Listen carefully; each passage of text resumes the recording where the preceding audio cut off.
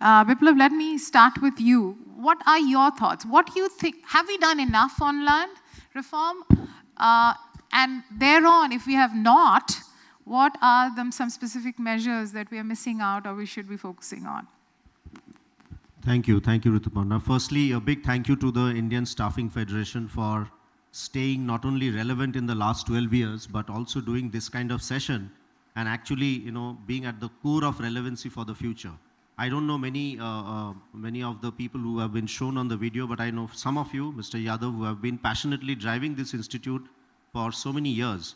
Thank you, Rituparna, for being the most powerful women in the staffing industry across the world. And thanks, Suchita, for holding it and putting up such a lovely show in the morning, which almost gives a houseful effect to us. Coming to the topic, I think, before I come to land, let me just outline some kind of a vision which I have read somewhere, that what is this all about? What will drive this topic, India in 2020? My sense is that, we are looking at a country which will be staffed better, fed better, dressed better, taller and healthier, and illiteracy and contagious diseases will be gone, lot more educated. That's the kind of country we are looking at, and therefore, what we need is a much more powerful governance, a governance which is corruption-free, which is much more accountable, sensitive to the entrepreneurs, and of course, lot more reformist orientation. When it comes to land, to your question, Rituparna, I think I will pick up only one aspect of land, which I find, having worked in some of the industries, where there is a tremendous challenge and a lot can be done. It is in terms of warehousing. Today, apparently, we have some 600 million square feet of warehousing capability in India, and the need for 2020 is almost 900 million square feet. And most of it, every year, apparently 54 million square feet is going to be added for the next couple of years. And this is driven by manufacturing to a large extent, e-commerce to a large extent. GST itself is driving it up by another 25%. And of course, I'm leaving aside the cold chain, which needs another kind of warehousing and for the farmers and others. So in terms of land, I think, there has to be a lot which can be done, but the issue I see is clear land title. And when we set up factories, when we set up warehouse, when we set up retail operations, we have seen that, many of us don't indulge into a land acquisition because of a clear lack of land title. And I think if something can be done on that, sheer warehousing itself will generate so much of job, whether it's flexi or permanent, across the country. And that's some area where I think, we need to focus. So I kind of dive deep into specific questions with Biplob because Biplob has a hard stop at 11:15. So sorry about putting you on the block on one specific question. So can I just request each one of you just share your open perspective, some opening remarks, and then we'll get into the specifics. Yes, Mayank. Sure, Ritu. Thank you. I think so. If you look at, in land reform and, from the past, what has happened and what ideally should be happening in the future. So if you look at earlier days, in land, what was happening was that if an industry wants a land or if the government wants a land, they will go and acquire it, they'll put the infrastructure and then they go to top it up and then toss it out to private entrepreneur. And then he would use it for XYZ purpose, or he may not be able to use it for that purpose and it will still remain locked with him. And then he will monetize it and probably make billions of dollars out of that land transaction, which he would have never made out of running his factory. And that frankly created huge amount of chaos. And probably, the whole problem in this society started off because the government was playing a very unbiased role, taking land away from people who don't have it, giving it to the people from where they can make some extra bucks. And in the whole process, a lot of the politicians were able to make some good money out of it. The industrialist was able to make good money out of it. And the poor guy who actually used to own the land was left out. And that's where you would see that so much of, revolution had started off, so much of, need of the reform had started off. Interestingly, if you look at, a lot has been done, but still a lot to go. Because today, when you want to acquire a land on a country level, you just can't do it because every state has its own laws around it.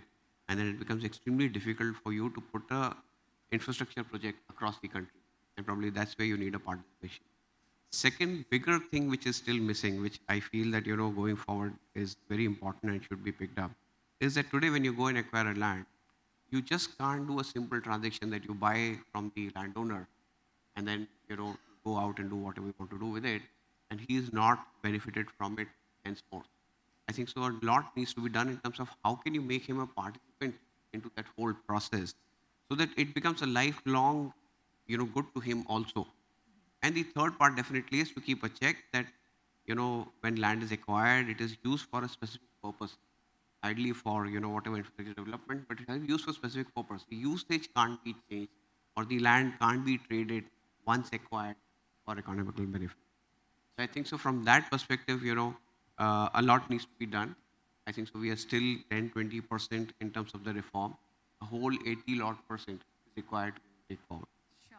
So Mayank, you are alluding to transparency and at some level lack of trust, which is probably at the heart of the current problem around land, right?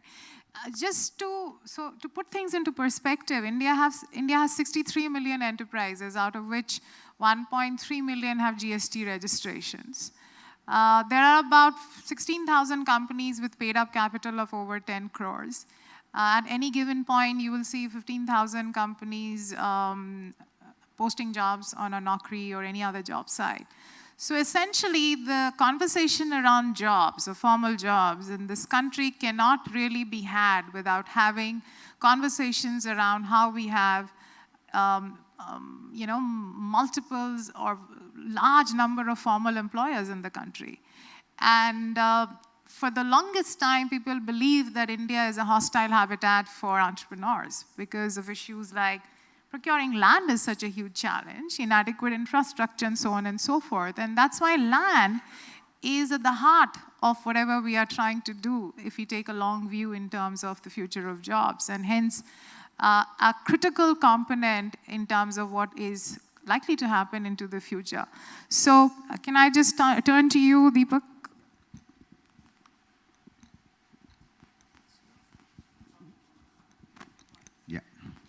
Thank you, Ritu, for that, and good morning to everybody. I would like to, the way I look at India 2020, I would like to touch upon the basic context first and then come to the land part. As you know, India is booming. Given the urbanization, hugely rising, fast rising middle class, free spending young generation, and of course, in my view, a friendly government for easing the business, and being the second most populous country in the world. I think these are all the things that are working in our favor. And that is how India has been growing at the pace which it is for the last couple of years. Look at the way US is growing, 2.3% in 2017, and where India, at the rate at which, I think it's a very promising landscape, promising, very high potential, bright, vibrant future that we have ahead of us. Also, this growth rate, not only in India and maybe some growing economies in the world, are redefining the way the markets are being defined and redefined. There was a time when developed nations, you would define developed countries in certain attributes or use certain adjectives vis-a-vis developing countries. So all those principles and approaches and methods and the trends that were used to define based on the developed nations theory, when you apply the same laws to the developing countries, they are no more the same. You can clearly see a skew in that. And the investors, the global leaders, the research agencies are wondering and trying to fathom what's happening in developing countries like India. So I think that is a big message for all of us, that there's so much to do and so good things are happening. Having said that, yes, what does this mean to India, and what are the areas we need to look at, and what are those promising sectors that will help us? Certainly, we need to work on infrastructure. I think that is the way. I think rightly started with land reforms. There's a lot to be done, but a lot of things have happened, as you have seen yourself, without being a partisan. If you call the devil, devil where it is due to it. But otherwise, I see huge reforms when it comes to land. There's a lot to be done. However, given the demographic dividend and the each state has its own laws of land reforms, the way the money is paid off, acquisition laws and approaches are practiced in those states, I think we need to have a standard way of across India how the land is going to be acquired for development purpose. Until that happens, we are going to have some of these challenges will continue. Second is, I think, the financial sector is definitely, I think that's one of our big pluses. We'll come to that later. Third is technology, and then you have healthcare and things like that. I think Ritu has plans to get deeper into each of these sectors, and as you spend time, I'm sure you will hear more on this from each of us. Thank you. Sure. Thank you so much. The opening remarks, I think you can keep it as broad as possible and then get into the specifics. Namaskar. So we have good morning, we can say namaskar. Namaskar. A little louder would be good. Namaskar. भूलना नहीं, हम भारत में हैं. Anyways. I've been hearing Ritu saying about labor laws and everything and all. What at my office, that is the Advisor Infrastructure Prime Minister's office, we feel is that land will come. That's not a problem. Where will the human power come? Today, the biggest problem of infrastructure industry is facing is not finance, not land, nothing except we face the tremendous problem of human capital. Let's not call human resource. I hate that term. We are not resources. We are assets. So everyone in the room, let's not call ourselves human resource people. My biggest concern that I've been voicing again and again, and which I have mentioned to Suchita during a conversation, that immediately after she goes back to Delhi, I want ISF to work with Construction Skill Development Council of India to look for people. We do not have people on the first line. Imagine an industry, infrastructure industry, which is a $50 trillion industry. 2022, we need $50 trillion. 24% of Indian highways are only 4 lanes.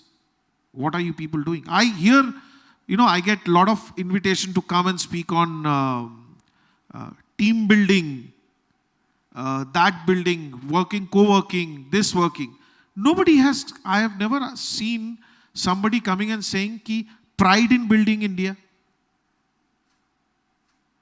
Boss, mera Bharat banega. Chahe koi saath mein ho, na ho. You have to come up, and this is the industry where people have to be there. This is an industry, from our college days, nobody has given that effort, taken that effort, where we go and tell ki infrastructure banao. Mera desh banega to, you should take pride in building India. We always go back and say, India ka to aisa hai, India ka to wo hai, ye problem hai problem. Nobody is saying no. We all understand there is a problem. We all understand there's a way going forward. But we have to understand that basic, I will still give you a small example. I went to meet one of my very close friends, Ashoka Buildcon. They are one of the biggest infrastructure players in the country. And we were shocked that we do not have people even in the first rung of people. Civil engineering college mein jaake employment ke liye bolte, the first question they said, sir, site pe to kaam nahi hai na? We have diploma ITI people doing road ka naap lete hain, so aur road khaddedar nahi banega to kya banega? What do you expect? Engineers don't want to work on the site. My humble So infrastructure industry and rural development, these are the two people who are, these are the two field which is going to drive India. Some people agree or no? I can't see the audience because there's a, so, that is the industry which is going to drive India in the next 20 to 30 years. Land reforms will come. Please understand, Indian structure of, it's not a federalistic structure of thing. It is, we have states, we have chief ministers, we have this politics, that politics. Jazba to rakho, desh banane ka. How many of us we go out in the morning, try to do something in the lane which is there? We don't. It's not our job, it's government's job. Fair enough? If it is government's job, then please, I expect through this forum that people should work towards building India. I'd be more than enough, I'll be more than happy if people come out with suggestions and can say that, okay, we want to contribute towards this. And human capital people, you are the most important factor in terms of giving. Money is coming. Don't worry about the finance for building infrastructure. But get the human capital. Train the people. Get it into their head that you take the pride in building your nation. Take the pride. Then only you will be successful. Thank you. Good morning, everyone. What I want to tell today is India has always been a mirror of the global industries. The Indian industry has always been following what global industries have been doing. We have always been looking from them as leaders, except for one industry, which is technology, where we have been successful for the last 3 decades, primarily because we've been having a large resource pool of intelligent people who can develop things. While that has been our advantage, it definitely is not going to continue for long if we don't change. Things are going to change very soon.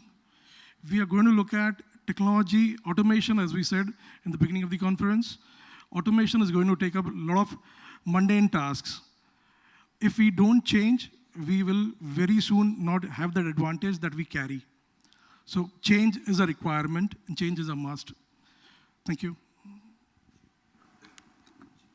I think taking cue from what Rajaneesh alluded to, we're going to dive deep into human capital. I thought I'll keep that for the last, but I guess we'll prioritize it. And hence, Biplob, I'll turn to you because I think yesterday we were having this NASSCOM conference on future of jobs, and I feel honestly it's premature to talk about future of jobs if we do not as a country start talking about future of skills. That's one. And the second element is that the promise of labor reform, which I was alluding to, do you think that we've been able to live up to that? So there are 2 elements to the question. One is that, have we done enough in skills? And the second element of the question is that, have we done enough to create an ecosystem which actually, from a labor ecosystem perspective, which will help both these agendas around human capital? Yeah, let me start with the second question first. And I couldn't agree more with the initial comments of Mr. Dasgupta that there is a huge opportunity available, but do we have enough resources and pride in what we are visioning for? I think as far as labor reforms are concerned, my take, having worked in this industry for quite a few years, is that every company, and all of you, many of you are entrepreneurs, many of you run $1 million in industries and companies of your own, and perhaps you would agree that running an organization is not easy, is not getting increasingly easier. Is running a country that easy? In spite, and a country of our scale, size, complexity, environmental threat, neighboring threat, and such a huge demographic dividend. So my take is whatever reforms that we are seeing in terms of labor, I think it's hugely positive. I was just making a list of the changes which we have seen in the last few years. look at the maternity benefit act. 26 weeks, is made compulsory. Creche has to be made compulsory. Compounding of offenses have become, in various states, mandatory. The number of overtime hours have been increased by so many states. The definition of of layoff, retrenchment has been increased in various states. Women workmen have been allowed to work in night shifts in almost 13 states. And these are all the past legislation which have come into force, and many of us are warming up to it, but I guess there's a huge opportunity to leverage them fully and take some baby steps in each one of these areas. So to your question, I guess, Rituparna, I think the labor reforms have started in a good way. There can be a lot more done, and given the militant trade unionism, which is no longer that militant anymore in my personal sense, I guess the government can do a little bit more and take some of those. For example, I guess one of the expectations this year or early next year will be the much more inclusive workforce, LGBTQI, that kind of a law we are all waiting for, in terms of making it much more inclusive. So on labor reforms, I guess a lot of steps have been taken, and we should leverage them a lot more before even thinking of criticizing and expecting more. That's number one. As far as skills are concerned, I guess that's a trickier and more challenging area. With artificial intelligence, machine learning, and huge digital disruption, which is facing each and every industry, each and every business, and each and every individual. I guess we have to adopt a lot more open mindset to first understand it. For example, how many of you are using a personal bot for your streamlining calendar booking, ticket booking, and Ola, Uber? How many of you are using a health band and tracking steps and heartbeat and etc.? It's not a fancy thing. This is what I guess the digital world is looking forward to, and our adoption will be the first step before we start preaching and expecting the workforce to become much more skilled. And in terms of skills, I guess, yes, there is a huge list of what are the skills which will be needed in the future. And Ritu, you alluded to some of the things which the report which has come up, couple of skills. I guess, the education reform is already taking place. The management education in many of the management institutes have taken place. So in terms of skills availability, I guess we are prepared. We have to dive deep, adopt, and adapt. So Mayank, what's your view on this? I mean, I think one of the tensions that I've picked up over the last few months is that while there are some skilling initiatives which are being driven, but somewhere the rubber is not meeting the road. The skilling initiatives are not resulting in livelihood maybe in those specific areas, or there is a relevance issue which is cropping up. That's one. The second is massification of skills. How can we take skills to the masses without breaking the bank? Have we been able to figure out a solution for that? And if you want to add anything on labor laws, of course, which Biplob has already touched upon. Thank you, Ritu. So if you look at, Ritu, I would probably, diverge a little bit. I think so what is more important is building the right attitude. Interestingly, in our country, that's a bigger challenge than frankly building the skill. Once you have the right attitude, the skill could then be very easily added, and then you can get the result of it. Now look at, my industry. We are not trying to build a rocket and send people to the moon.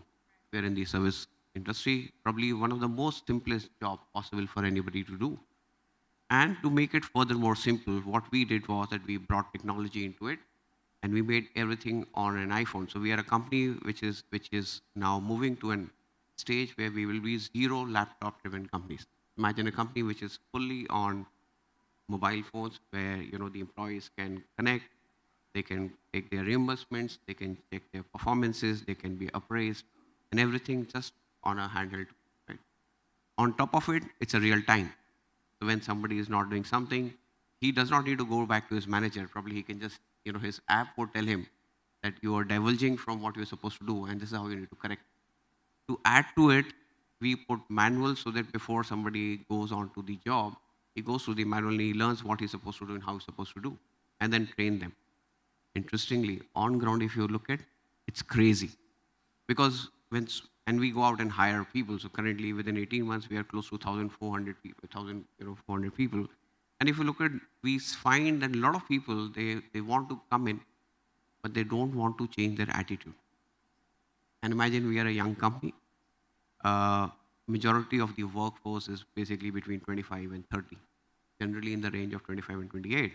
So there are young guys, who are on board, who have got everything at their disposal. And I think so the only thing missing with the people who are not able to, become the best out of the platform is the people who don't have the right attitude. And probably the moment we start targeting that, a lot would change. And also to add to it, I think so the whole attitude, which is the complaint attitude, where people look at always complaining about what is not there and probably, not looking at what they need to do so that they can make the best of it, is missing. So probably I think so as, as leaders and as people who can make influence to the society, very important that we, if from a government side and also, from the industry side, if we start pushing and changing the attitude of the people, I think so we would make a big difference. Okay. So I think moving on, I feel that maybe some of the challenge we need to solve earlier on, which means maybe we need to focus on primary education in the country. That do you agree? I mean, any one of you actually, why don't you? Do you think that we need to relook at the way primary education is being carried out in this country, or it should remain the way it is? Any thoughts on that? Indian education system, let's not get into it. It's one of the best. Let's not get into it. Basically, we need to install in each and every one of us the pride of labor. How do you call a plumber? Hey bhai, ye theek kar. His son will never get into that thing. Today, the cement industry needs 4.5 million plumbers. I mean, those Rajmistri. Where do you get it? So L&T does what? Takes a ready-mix plant, goes right into the Juggi Jopdi, makes them do it, and they come. That is how you have to go. The pride of labor has to be there. Education system, Aryabhatta ke time se hamare chale aa rahe, let's not get into it. It's one of the best. Okay? But the pride of labor, we don't teach our children. You get into an Ola cab, you ask that when you start having a conversation, first and foremost, I'm sorry for my technology friends, but technology ne hamara kaam bahut bigada hai. Sorry, but the moment we get into that phone, we don't, nowadays I and my wife and me, we were in a coffee shop. I saw a group of 6 people, they were all on that phone and they were not talking. We have stopped having that conversation. So you ask a Ola driver, he will give you stories after stories of how somebody treated him when he was transporting from a point A to point B. Okay? We don't respect him. How do you expect his son or his... So this lineage is going, and mark my word, every state is going into an overdrive of infrastructure development. एक चीज तो politicians को अच्छी तरीके से मालूम हो गया कि भाई डेवलपमेंट नहीं करोगे तो वोट नहीं मिलेगा. So I'm very happy for that, even though I work for the Honorable Prime Minister, but I'm very happy for that. So now the point is, how do you instill this pride of labor? And all this flex, I was listening to all this flexi stuffing and very fancy words.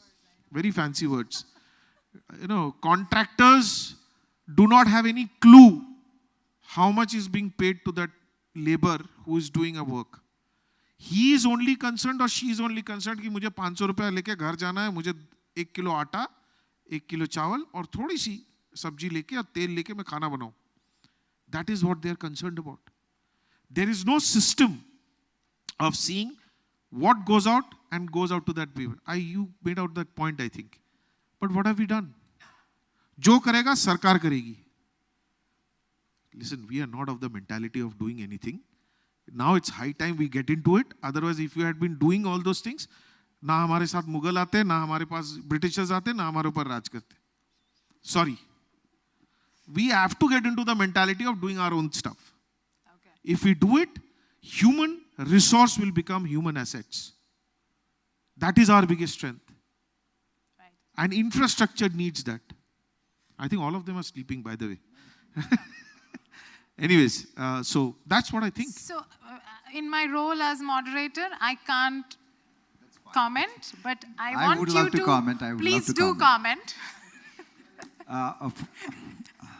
I definitely Agree with him. I agree with him on many counts.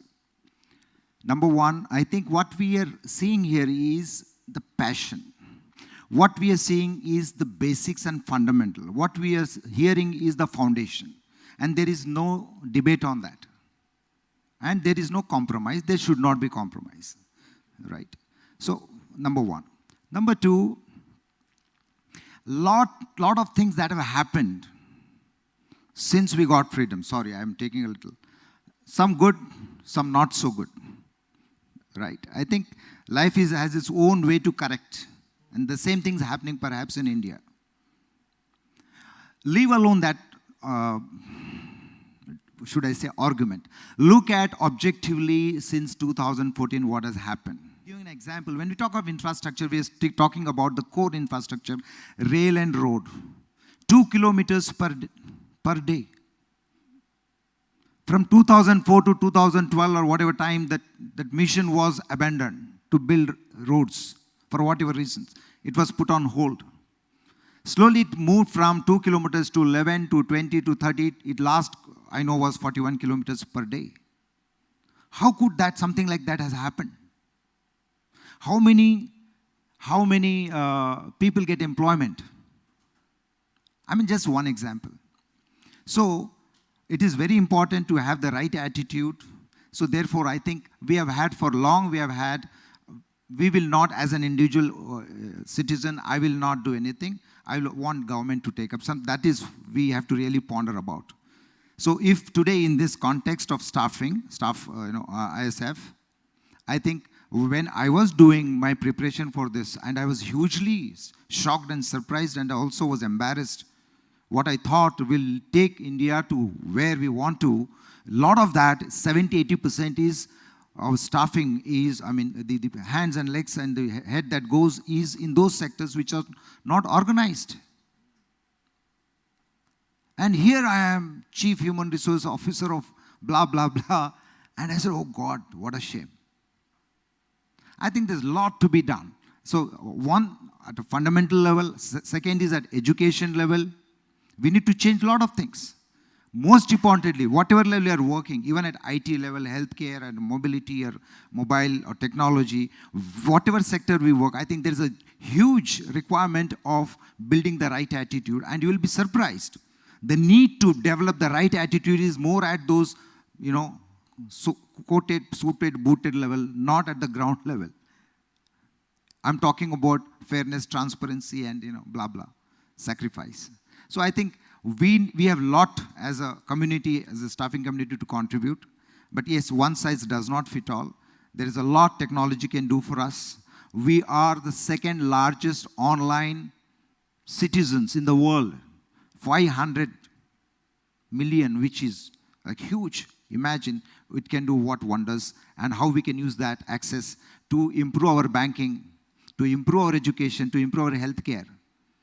Most of rural India is outbanked. No banks can work, because if you have to have banks and financial institutions, you need huge capital. But mobiles, we are the second largest mobile users in the world. 1 billion users in India alone.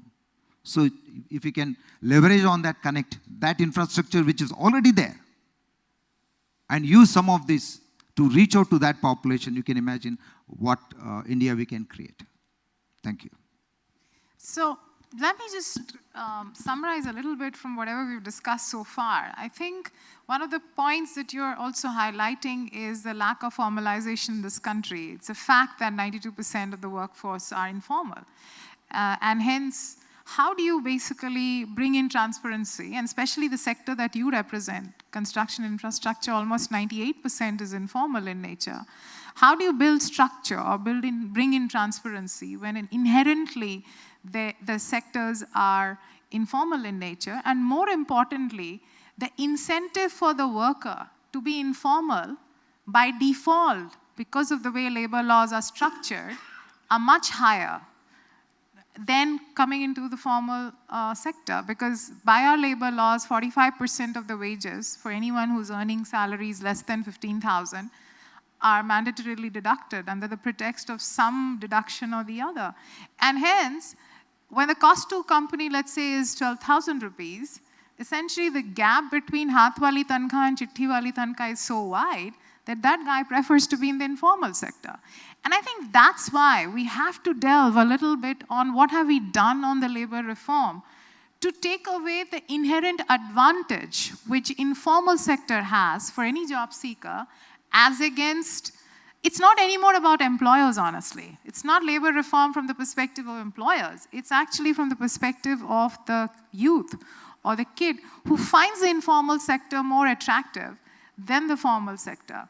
I think that's where the point on the future of jobs. And when we talk about jobs, we're talking about formal jobs and how labor reform probably can impact it. So anybody has any comments on that? Yeah. Definitely, yes. I think look at some of the programs. I may be mistaken for a BJP guy, but I am not. Look at the kind of programs that are being taken up. Make in India, right? There are a lot of things that are being talked. But if you look at objectively, India automotive industry itself, the emphasis on building, manufacturing in India. Take an example of automotive industry. Today we are 74 billion in terms of economic value. Now that is 2016, I think a big plan was announced only for 10-year plan for enhancing that to 260 billion in economic value. Will be third largest manufacturing company in automotive sector. Likewise, in every sector, if we promote manufacturing, look at the amount of focus there. Today, we are talking one side, look at the hypocrisy, dichotomy, or we may call whatever you want to. One side, we are saying manufacturing is dying a few years ago, now it's slowly taken up. Land reforms or any labor reforms are required. Labor sector we are killing. And we want to focus on labor reforms without focusing on manufacturing or make in India. These things cannot happen. Building smart cities, opening up industry corridors, repair or building schools, hospitals, highways. We need to do that. That will take care of the infrastructure. And you have seen, why go that far? Look at one of the noted builder here, just 2 kilometers from here. There was a big forest 30 years ago when I came here. Look, he has transformed the entire place. How the area is developed. Look at Bangalore. Every 2 years, they extend the city by 5 kilometers. They go and announce a project for 1,500. Build that infra. That's how the city is expanding. There's a lot to learn from real estate leaders, industry leaders, how they are expanding. And the same thing we need to do at a country level as well. Building infrastructure in every walk of life. And that will take us there. And that is only when we will realize the value of having labor reforms. We'll have the interest in, on developing infrastructure. You can't just talk and not do anything about it.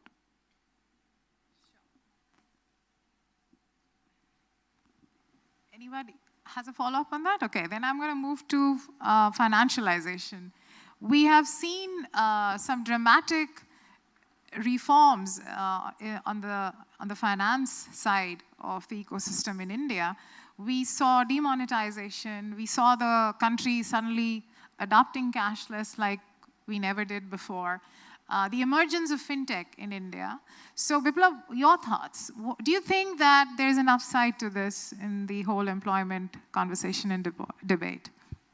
Very, very tricky question, and I don't know how much I'll be able to answer this from my experience. And look at yesterday. I think that's what typically shows our frame of mind. In the morning, we heard that there was a historic cricket test match winning.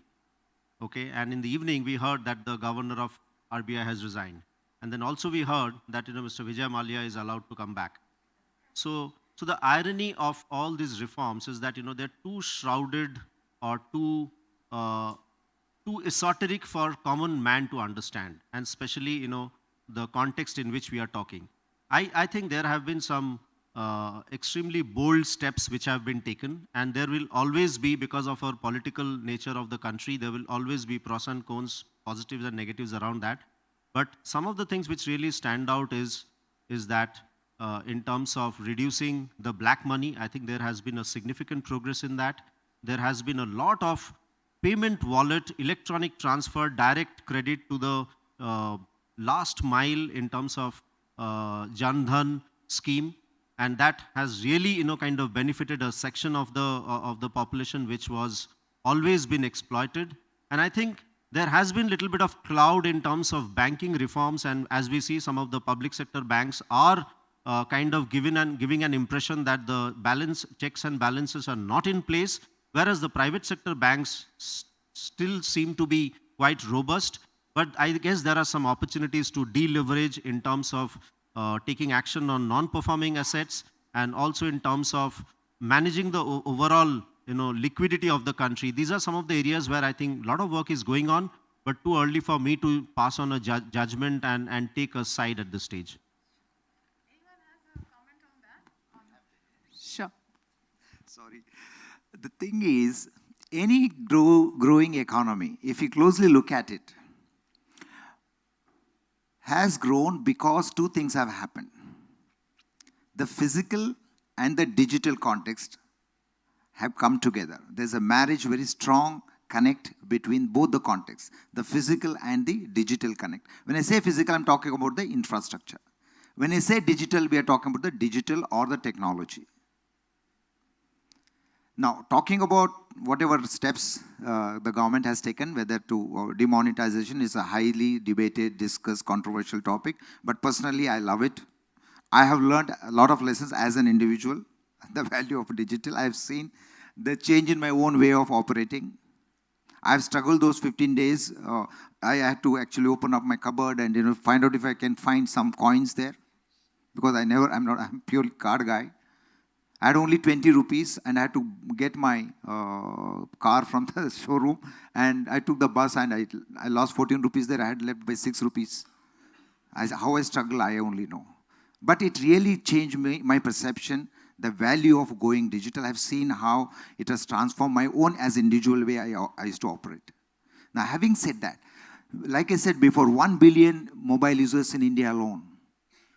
These people, most of them are urban also. Because of digitization, because of online payments, digital payments, over 300 million users will have access to bank transactions. So you don't need a big infrastructure to build a bank. So you are also engaging the rural population in this.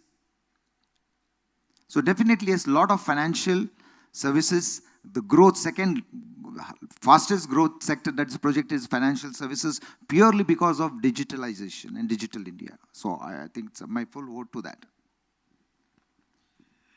Yeah, in addition to what he said, what I'd like to add is the technology has been, a great leveler.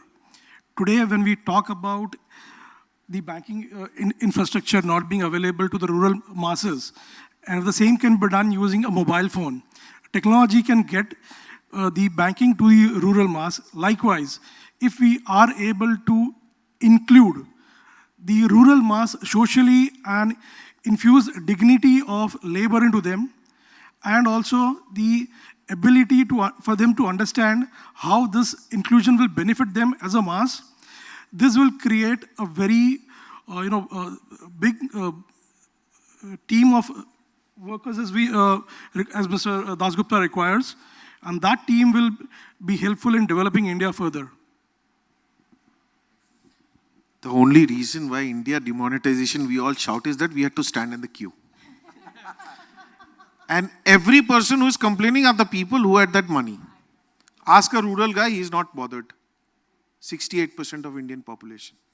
So we are not happy to pay taxes. So, I totally empathize with politicians. Simple reason being that they are in a temp job and they constantly battle the dilemma between doing what is right for the country and doing what wins you the election back into office. And while, of course, in the context of what all we can do to prepare ourselves for 2020, I think there is each of the stakeholders, which is industry, which is staffing organizations, academia, as well as public policy makers, each one of us have our role cut out. But there's one last, before we wrap up and take questions from the audience, one request that if we want to see a bold government today, and I'm just focusing on policymakers and the government, across labor reform, human capital, land, infra, financialization, whatever area that might be, if you would want the government to take one bold decision, in your mind, what would that be? Just one bold decision. It could cut across any of this, which prepares ourselves for 2020, and we don't show up surprised. So, do you want to start? So technology and industry and academia integration is one thing that is required. We have seen universities in US succeed primarily because of this and creating entrepreneurial leaders in the US. If we are able to integrate technology that is industry with the academia, we have a large potential base which can be the next phase of entrepreneurs in India. Yes. Number one, I think most of us know that India's ranking when it comes to doing ease in business, I think it's gone up notch above, almost 37 ranks, 37 points. Then India as a destination for investment, I think it's gone up by 17 points. So that's a huge achievement. So I would urge the policy makers and implementers to increase the focus. Whatever has led to these positive changes need to be done more vigorously and not get swayed away by short-term, deals that happen. We could be number 5. We could be in 10. Why not more? I think increased focus is required.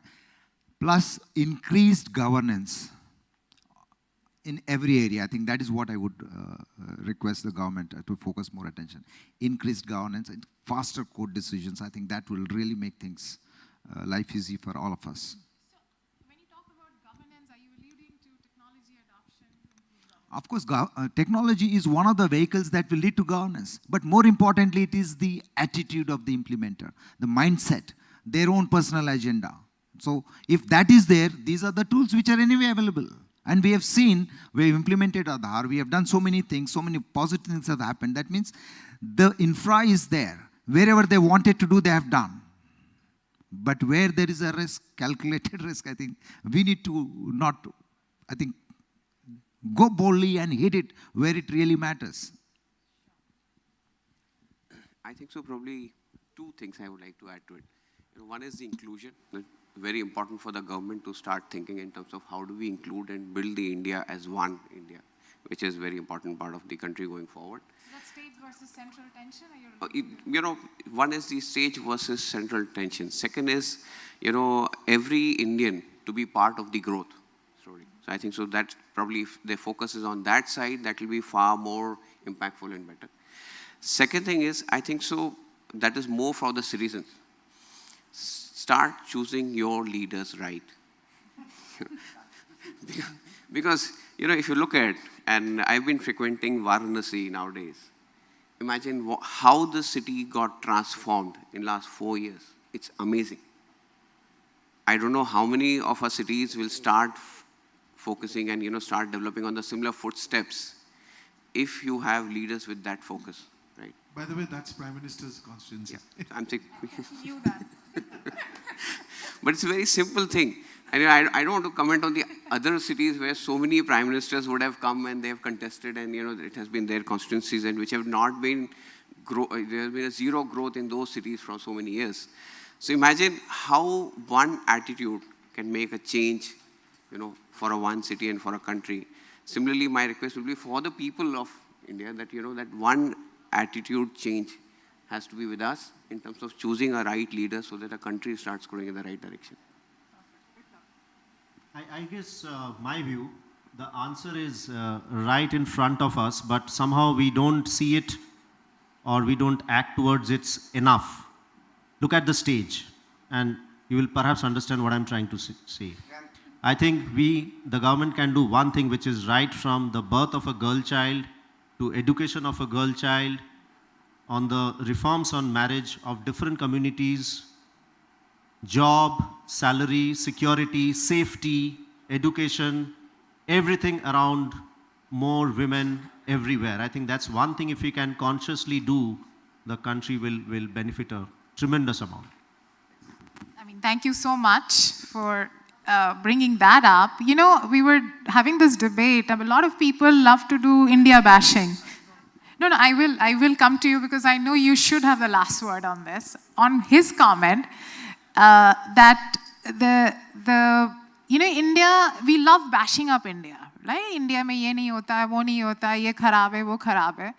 But the fact of the matter is that over the last couple of decades, India has dramatically progressed in every possible metric through which you can evaluate a country, right? Except two, by the way, which is air traffic control and women workforce participation. We actually have deteriorated in both these areas. So hence, thank you so much, Biplob, for bringing that up, because it is something that we really need to focus on. Over to you now. Firstly, I would like to ask you this question. On your question, are we prepared for a bold government? Oh, we are. No, we are not. Of course not.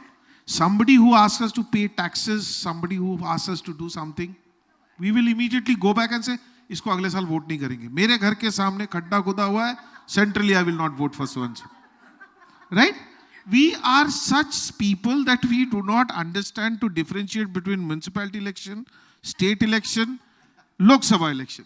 So let's not get into a bold government and all those things. Okay, fair enough. Who has the majority or who has the governance majority, they win. Anyways, the only thing that we are also working on it, and I personally believe, is incentivizing women supervision, because they are the excellent supervision people. Don't get them into labor. Let them do the supervision. They'll be excellent. I have Manisha over here who is an excellent person that's the why Manisha is supervising everything of the association as well as everything. Because I believe women are better than men when it comes to getting work done. Point number one. Point number two, incentivizing inclusion in rural development. The way the farmers die, the way the people happens, you go to a rural place, they are doing everything right. They walk, okay, sorry, but technology again, back to the technology, getting television and mobiles. No. So I'm not blaming you, but the point is that, so that's where the rural guys needs to be encouraged their way of life, because that is the right way of life. These people, all of us who are sitting over here, either has some lifestyle disease or some nonsense which is happening, because we are urban people. We would like to have a car right at the doorstep, some sabji khol denge, and that's what we do. Walking, oh my God, I'm on a keto diet. That's the new word. Go to a villager, tell him what is a keto diet, bhago yahan se. So that's not the thing. The thing is that I would want, first and foremost, if you want a bold government, be ready for a bold decisions. And second, incentivize women's supervision. Anybody who is a manager, assistant manager, supervisor, incentivize that lady. Put them on there. And third is incentivizing rural development inclusion. Thank you. Thank you so much. I think that point on supervision is so valid, and that pretty much is the reason why we are telling the government that remove this wage limit on maternity benefit, where they're saying they'll only compensate for 7 months up to 15,000. I mean, that's problematic. We all know that these people at the entry level might be between 10 to 15,000, and it takes about 2-3 years, thereon for the other incidents to happen in their lives. And hence, very valid point, all of them. I think we are running short of time. While this is a debate which can't end, I think this can be ongoing. There's so much to touch upon. However, I think it's probably just the right time to throw open it to the audience for your questions. I would request you to kind of restrict it to questions. Your comments and observations, please share it with the panelists one-on-one. But just introduce yourself and raise your questions. Thank you so much. Yadavji, you have to do the honors. Sure, can we have the lights on and can these two be switched off for now? It's too bright. So, I'm excited to ask Rajaneesh first. So, Rajaneesh, namaste. Namaste. Namaste, ji. Thank you, sir. We are Indian. See, you said, or not, let's begin with, we have about 6 to 7% unemployment in India, as per the data which we get from the government, you know. You also said that instead of a civil engineer, there is a ITI guy, he does the repairing of the road and road is not working, you know, well, you know. Government is doing on skill development, so many things government is doing, you know. But there are basic questions, you know. See, we are many flexi companies here, and I'm sure all of us, including my company, will have thousands of vacancies pending at the moment, you know, and that's the biggest escalation in our company. At least in my company, there are 2,000 vacancies at the moment, and I'm not able to get the people, you know. So is that there are many employers here, there are many companies who is representing here. Please ask any company who does not have the open vacancy, you know. So the question is, and you please answer from the PMO angle, not from the Rajaneesh angle, you know. You tell me where we are going wrong, you know. One is that there are so many vacancies we are not able to fill up. Is it the skill mismatch? It is the employer-employability mismatch. Where we are going wrong? This question was for me. Anyways, can we have this light switched off because this is really blinding? Anyways, if you can. Otherwise, okay, he just increased it. Anyways, thank you. This is better. First and foremost, I'll give you a classic example. Okay, I'm a businessman also because Prime Minister's office, infrastructure development, that is my passion, that's not my profession. My house runs on my own business. I don't take a single rupee for my governance work. That's different. When you're running a business, if you say 2,000 people, you're still, please do your calculations properly. I know of a company who made a bench strength of 30 people, 30 teams multiplied by 5, ended up going bankrupt. If you have 2,000 people there, my humble request to you is that, see, understand the scenario. Our education system is not skill set based. We give them general. मतलब Aravali hills कहाँ पे है, वहाँ से लेके biotechnology तक हम सिखा देते हैं. By 10th standard, a child is no. But none of them are given skill set. My humble request to you in terms of flexi, this thing is that take your requirement to the public. See, for example, Blue Dart is a company. Blue Dart went to Dharavi, set up a center where they trained people in Dharavi how to become those delivery boys and operators and stuff like that. So you, अब भूख मेरी है तो भैया रोटी तो खाने मैं ही जाऊंगा, दूसरा आके थोड़ी ना खिलाएगा मुझे. If you have the, see, the problem is that there is a huge gap between skill set availability and human capital availability. So you have to work that way. A lot of people has that. Any one of you in the infrastructure field is ready to take that owner. See, when we do this, what do you call that? Retainer-based recruitment.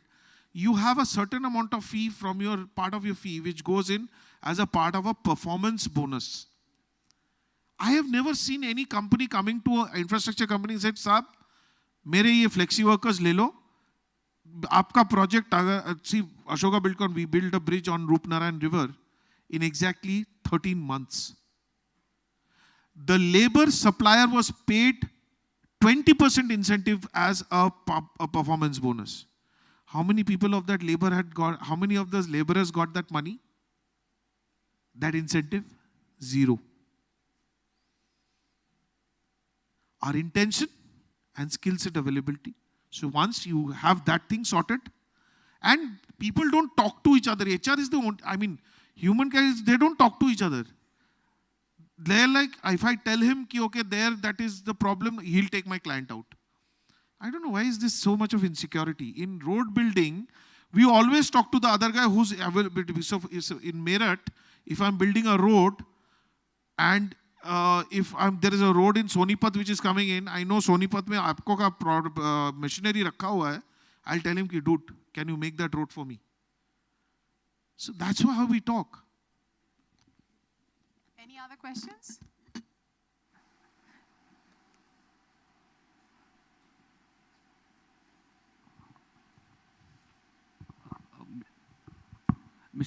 Hello. Mr. Rajesh, my question is to you. Before coming to staffing, I was a part of infrastructure industry. I was working in Larsen and Toubro. And I had a distinct opportunity for working in for UP government and Himachal government for rural electrification projects. Now, if you travel UP from Paschimachal to Purvanchal, you will see all the opportunities in those places. You do whatever work. There's so much capital in that state. But the major problem that construction companies are facing is the lower level bureaucracy that these babus are creating. Okay, you are saying that plumber ko hum log ne stigmatized kar diya hai ki tu aise aa, but we are at the same time we have made these babus over proud of themselves that आज की तारीख में एक JEE भी अपने आप को IAS officer से कम नहीं समझता है. सर बनाया कौन उसको? मैं आपको एक बात बता रहा हूँ. I'm just giving the context. I never bribe a traffic cop. उन्हें चलान काटना भाई. Let me complete the point, sir. Please. So that's the case ki, and that bureaucracy can only be mitigated when there is a top-down kind of an intervention from government in those regions. So are you doing anything in that sort to, because that is the biggest anybody problem. Who does that, who stops the work of development work in UP, Yogi Adityanath ji ke bata raha hu, there is a website which is, I think there is an email ID. You have to take that effort and do that. That person will be jailed in 24 hours. अब इससे ज़्यादा तो हम कुछ कर नहीं सकते. We can't do that. Absolutely. But the problem is nobody complains. That's the problem. Any other questions? Okay, there is, Paul, we'll take that one first. Yeah. Can a mic, and then can a mic be brought here also? Hi, good morning, everyone. My question to Rajaneesh sir is, he highlighted about the human capital. So the human capital, what we have, you said that we are not giving proper treatment. So mainly what I have seen is like in the human capital we have is busy or occupied in developing nations like Dubai. If you'll see the labor category, most of them are from India. So how are we going to bring back those labor to India? And then we will be able to build our nation. You said Dubai. Dubai is finished. Sorry, that statement was not supposed to be there. But anyways. We developed that nation. If you'll see the labor category, last 10 years. Okay. So first and foremost, getting those people is very simple. That is what is happening across the country right now. Initially, all the laborers used to come from where? UP, Bihar, West Bengal. Across the country. Now you will find them getting them very difficult in a state like Maharashtra, Gujarat or anywhere, because there is also an equivalent possibility of happening over there. Trust me, Kerala saw the biggest influx of Keralites who are working abroad. They came back. But unfortunately, we have not given them that opportunity to work in India. That dignity of working there. वहाँ पे वो bathroom में झाड़ू मारेगा, लेकिन उसको ये नहीं बोलेगा, hey, चल उसको साफ कर. Or at the airport, he's not waiting with his hand there to clean the toilet and you give him 20 rupees note. And make him feel you are nothing less than a whatever. I don't want to term that. So, that is what I'm trying to say. All flexi staffing and all these people, you please instill a sense of pride of labor. Get people to talk to your people about them. And once we provide the same environment, it will be great. It is very simple for them to come back. All of them are waiting to come back. Sure. Paul wants question. I'm hoping that, the other panelists are feeling left out in the Q&A. Can we please have...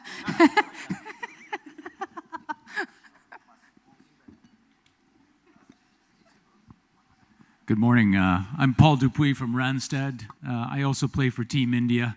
Congratulations, by the way, on the big win yesterday. I was reading Virat Kohli's quote that we played to win, rather than talking about why we lost. So a great victory. This is more of an observation rather than a question as a Canadian guy living in India. Team.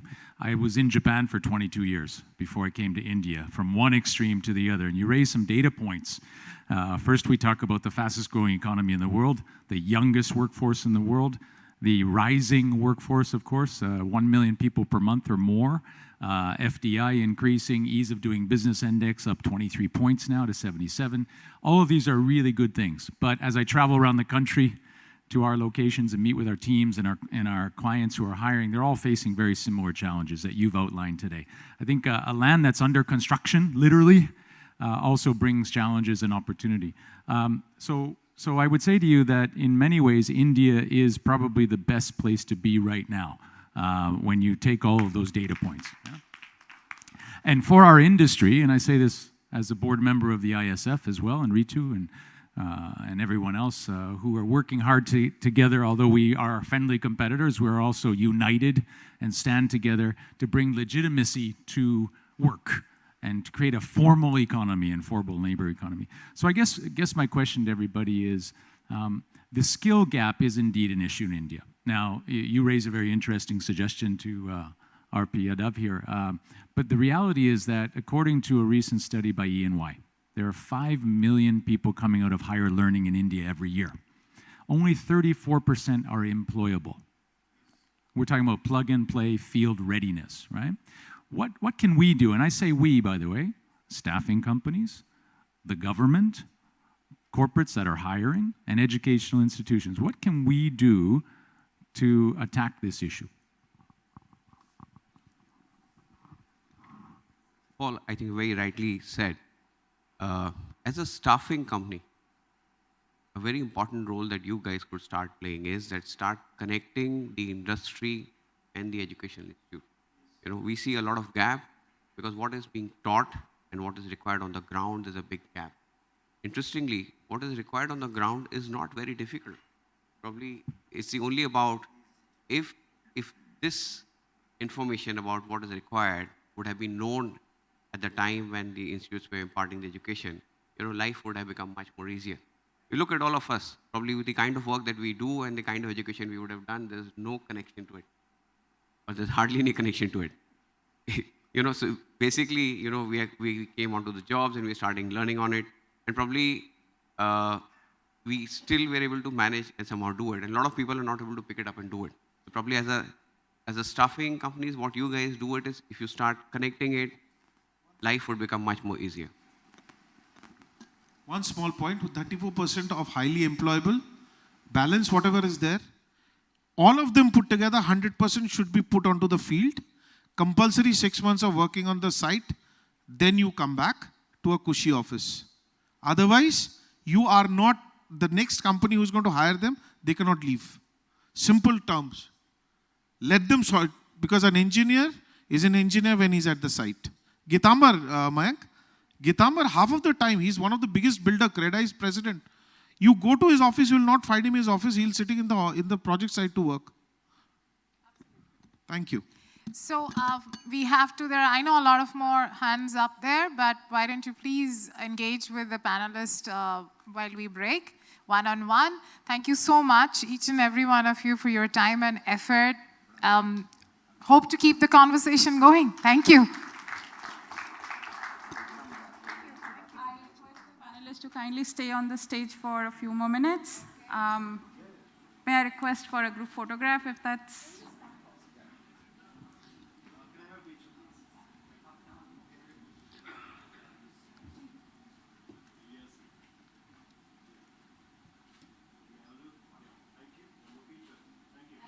I would request you to stay for a couple more seconds, please.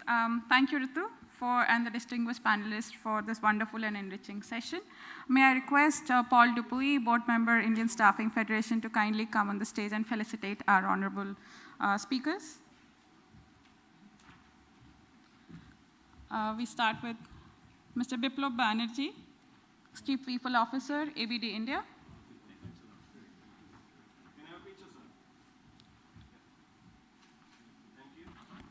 Mr. Mayank Saksena, MD and Head South India Residential Services, ANAROCK Services.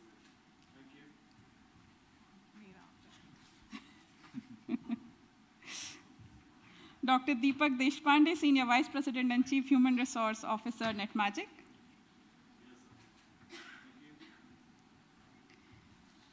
Mr. Rajaneesh Dasgupta, Director General, Association of Infrastructure Industry India, Advisor Infrastructure, PMO India.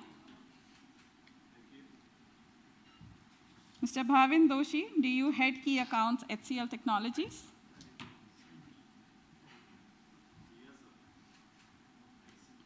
Thank you. And our and our President, Rituparna Chakraborty. Thank you. Thank you so much, Paul. Thank you so much, everybody.